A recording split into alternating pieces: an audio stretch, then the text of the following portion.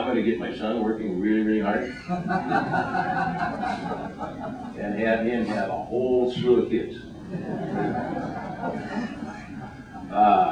Now, failing that, we have put this burden.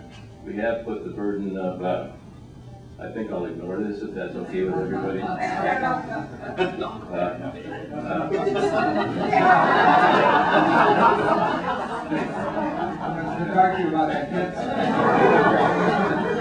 That's good. That's good. We have a problem. We're paying for this war at the cost of our children and grandchildren. That one of the solutions is stop sending $1 billion a day. And there's nothing we can do to reverse what we have done. We can stop spending money on the military and go towards diplomatic solutions. We need to support our troops, but talking about a specific issue, we need to make an economy in the future that's much more productive than what we have had in the past. When we stop sending that $1 billion a day out of this country for oil alone, keep that $1 billion a day, that's $365 billion a year in this country. That's economists will tell you that will circulate 5 to 10 times a year. That's $2.5 trillion more per year in our economy. When we do that, we will be able to afford many, many things that we think we can't afford now. It will help us to pay down the federal debt. My dad used to say, if you find yourself in a hole, the first thing you should do is stop digging. The first thing we need to do is end this war.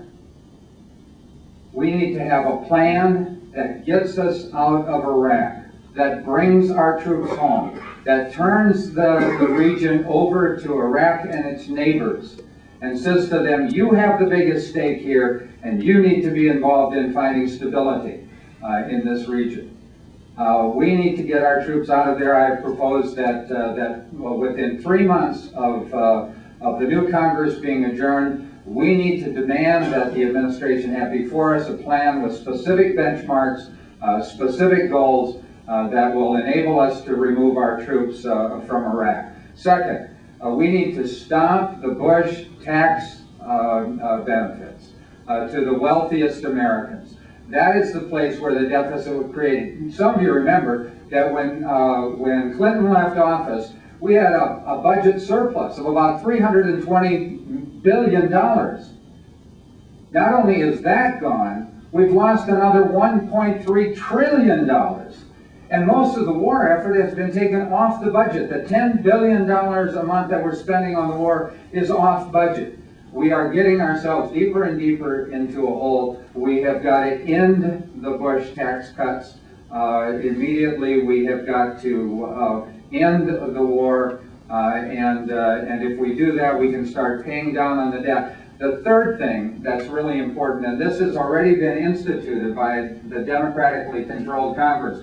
You know all of the stuff about the Republicans being the fiscal conservatives. Remember that? Yeah. Yeah. Well, I was just one that and many other stories. What we need to do, this Congress, the Democratic Congress, has reinstituted something called pay-as-you-go, pay-go, which is an important step in making sure that you balance what you're spending with what you're taking in, and that if you're going to increase spending in an area, you show the revenue stream that goes with it. I think we can show that. The Bush tax cuts provided 70% of the benefit to the top 20% of the income in this country, and it contributed to the incredible disparities that we have seen growing in this economy. And we need to stop that. If we do that, we can start paying down the debt so that it's not the burden that is going to be on the economy and our children in college.